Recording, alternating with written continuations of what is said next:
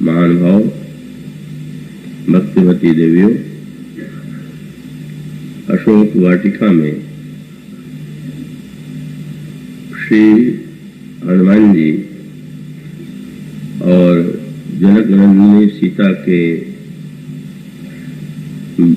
मध्य जो अनोखा वार्तालाप हुआ, जिसकी परिणति उन आशीर्वादों से हुई जो अभी इन पंक्तियों में आपके समक्ष उन्हें प्रस्तुत किया गया। उस आशीर्वाद को सुन करके श्री हनुमान जी को जिस कृतकृत्यता की अनुभूति होती है, उसका रहस्य और तात्पर्य क्या है? यह कृतकृत्यता जीवन में कैसे आती है? मानो श्री हनुमान जी का चरित्र जो है, इसी साधना के सत्य को, सैद्धांतिक सत्य को प्रकट करने के लिए ही हमारे समक्ष प्रस्तुत किया गया है। कल जो प्रसंग आपके समक्ष चल रहा था, यहाँ पर श्री हनुमान जी को माने बल और शील का निधान होने का आशीर्वाद तो दिया ही, उसके साथ साथ माने यह भी कहा कि तुम कभी वृद्ध न हो, तुम सर्वदा अमर रहो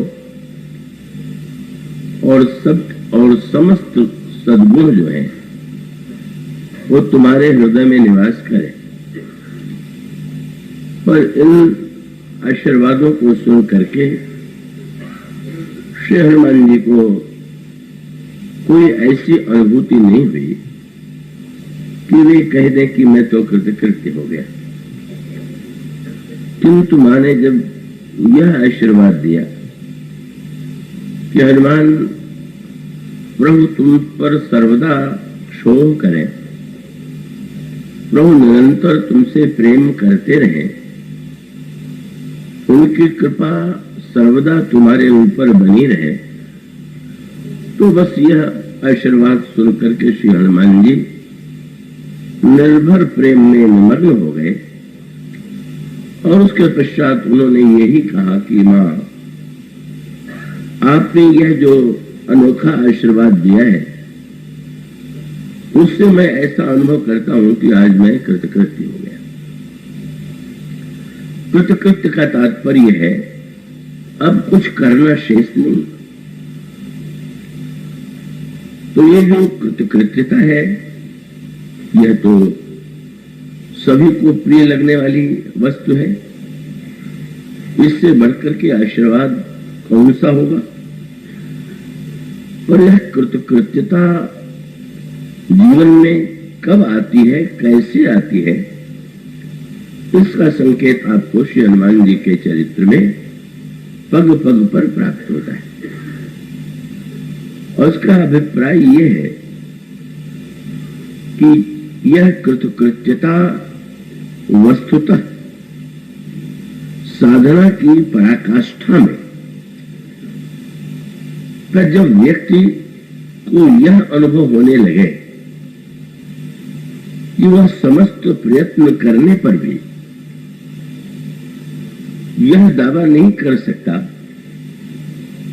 कि उसके जीवन में कभी कोई त्रुटि नहीं आ जाएगी, कभी कोई स्खलन नहीं होगा, इसलिए अंततो गत्वा आप सर्वत्र साधारण जो पूजा पाठ यज्ञ यागादि होते हैं, और चाहे का उत्कृष्ट से उत्कृष्ट साधना का जो स्वरूप है, उसमें आपको यही सूत्र मिलेगा। और वो सूत्र यही है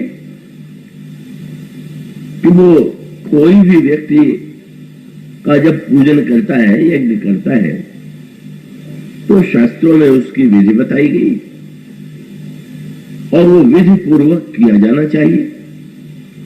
किंतु इतना होते हुए भी कब वो तो एक सहज ही है कि उस विधि में कोई न कोई कमी रह जाए, त्रुटि रह जाए। और इसीलिए समस्त कर्मकांड के बाद जो आचार्य होते हैं कभी भी इसी श्लोक का स्मरण करते हैं कि यस्य स्मृत्या च नामोक्त्या तपो यज्ञ क्रियादिषु न्यून संपूर्णताम यातु सद्यः वंदे तमच्युतम। जिन भगवान के नाम का स्मरण कर लेने पर यज्ञ आदि में जो त्रुटि होती है, विधि में जो त्रुटि होती है, उसका पूरी तरह से निराकरण हो जाता है। मैं उन अच्युत भगवान की वंदना करता हूं। तो ये जो सत्य है, साधना यदि व्यक्ति के जीवन में अभिमान की सृष्टि कर दे तो वस्तुतः अभिमान तो व्यक्ति के जीवन का सबसे बड़ा शत्रु है। इसलिए साधन करते हुए भी इस सत्य की स्मृति बनी रहनी चाहिए कि वो बिना प्रभु की कृपा के तो वो कोई भी साधना पूरी नहीं हो सकती। तो वो चाहे महर्षि विश्वामित्र के चरित्र का प्रसंग हो, वहां भी तो यही संकेत है कि वे यज्ञ करते हैं और वो ब्रह्मर्षि है, वेदों के मंत्र दृष्टा है और उनसे बढ़कर के उस समय विश्व में कोई दूसरा महात्मा था ही नहीं। किंतु इतना होते हुए भी जब यह प्रसंग आता है कि यह यज्ञ बिना भगवान की कृपा के पूर्ण नहीं होगा, क्योंकि मारीच, सुबाहु और ताड़का का वध करना ये किसी व्यक्ति के लिए संभव नहीं है। तो अंत में आप यही तो पाते हैं कि वे श्री अयोध्या जाकर के प्रभु को मांग करके ले आते हैं और तब प्रभु के आगमन के पश्चात जब प्रभु स्वयं ताड़का का वध करते हैं, सुबाहु का वध करते हैं, मारीच को जब वे बाण के द्वारा का 100 योजन समुद्र के किनारे दूर फेंक देते हैं, तब कहीं जाकर के महर्षि विश्वामित्र का यज्ञ पूर्ण होता है। तो महर्षि विश्वामित्र को इसलिए चुना गया कि विश्व के इतिहास में विश्वामित्र जैसा पुरुषार्थ संपन्न कोई महापुरुष हुआ ही नहीं। आप सारे पुराणों को पढ़ जाइए, बड़े उत्कृष्ट से उत्कृष्ट तपस्वी महात्माओं का वर्णन आपको मिलेगा, पर विश्वामित्र की साधना तो अतुलनीय है। उनका जन्म क्षत्रिय कुल में हुआ और शास्त्रीय परंपरा की मान्यता यह है कि व्यक्ति सत्कर्म करके ब्राह्मण तो बनेगा, पर उसे ब्राह्मणत्व प्राप्त करने के लिए दूसरे जन्म तक प्रतीक्षा करनी होगी और तब वह अगर श्रेष्ठ कार्य करता है तो ब्राह्मण कुल में जन्म ले सकता है। किंतु क्षत्रिय कुल में जन्म लेने के बाद भी इस मान्यता को महर्षि विश्वामित्र ने दिखा दिया कि ऐसा नहीं है। अगर प्रबल पुरुषार्थ किया जाए, साधना की जाए, तो इसी जन्म में का वो मानो का शरीरांतर ही जन्म नहीं है, साधना के द्वारा भी व्यक्ति का पुनर्जन्म हो सकता है और तब स्वयं वो क्षत्रिय कुल में जन्म लेने के पश्चात राजर्षि के स्थान पर ब्रह्मर्षि के रूप में वंदनीय हो गए। त्रिशंकु के संदर्भ में जब उन्होंने त्रिशंकु को स्वर्ग में जाने के लिए सशरीर स्वर्ग में भेजने के लिए वे प्रस्तुत हो गए, जिसे सभी असंभव मानते थे, तो गुरु वशिष्ठ ने भी कह दिया त्रिशंकु तो उन्हीं के ही मानते। पर जब त्रिशंकु ने यह कहा कि मैं चाहता हूं कि सशरीर स्वर्ग जाऊं, तो वशिष्ठ ने कहा कि ना, ये तो संभव नहीं।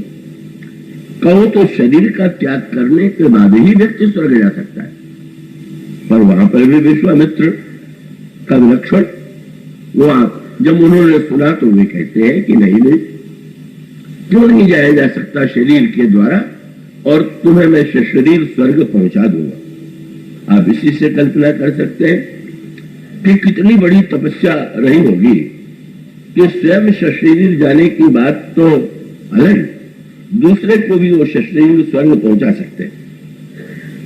और वो कथा आती है कि उसके पश्चात स्वाभाविक रूप से देवताओं को लगा कि ये तो सारे स्वर्ग की मर्यादा के विरुद्ध है कि कोई मृतलोक का शरीर लेकर के यहां आवे, और तब उन्होंने उन्हें नीचे की ओर ढकेल दिया। और नीचे गिरते हुए त्रिशंकु ने जब विश्वामित्र जी को पुकारा तो विश्वामित्र ने यही कहा कि यदि वो इंद्र अपने स्वर्ग में तुम्हें प्रविष्ट नहीं होने देना चाहता तो मैं नए स्वर्ग का निर्माण कर सकता हूं। आप इन्हीं घटनाओं से समझ सकते हैं कि उनसे बढ़कर के प्रबल पुरुषार्थी कौन हो सकता है, तपस्वी कौन हो सकता है, जिसने समस्त मान्यताओं को अपने पुरुषार्थ के द्वारा बदल करके दिखा दिया। किंतु अंत में ऐसा क्षण उनके भी जीवन में आता है जब वे अनुभव करते हैं कि ना व्याधि तनय मन चिंता व्यापी। वो स्वामी जी कहते हैं, विश्वामित्र महामुनि ज्ञानी बसहि विपिन शुभ आश्रम जानी तह जप जोग यज्ञ मुनि करे, लेकिन अति मारीच सुवाहु डरे देखत यज्ञ निशाचर धामहि तरहि उपद्रव मुनि दुख पावहि तो गाज तलय मन चिंता व्यापी क्या बोले हर बिनु मरि ही मन निश्चर पापी। तो ये विश्वामित्र का ही दृष्टांत नहीं है, ये मानो प्रत्येक परम पुरुषार्थी के लिए ये एक संकेत है कि विश्वामित्र जैसा महापुरुष भी यह तो अनुभव करता ही है कि वो तारका का वध पूरी तरह नहीं कर सकता। अब उसको विस्तार से इस समय इस प्रसंग में लेने की अपेक्षा नहीं है,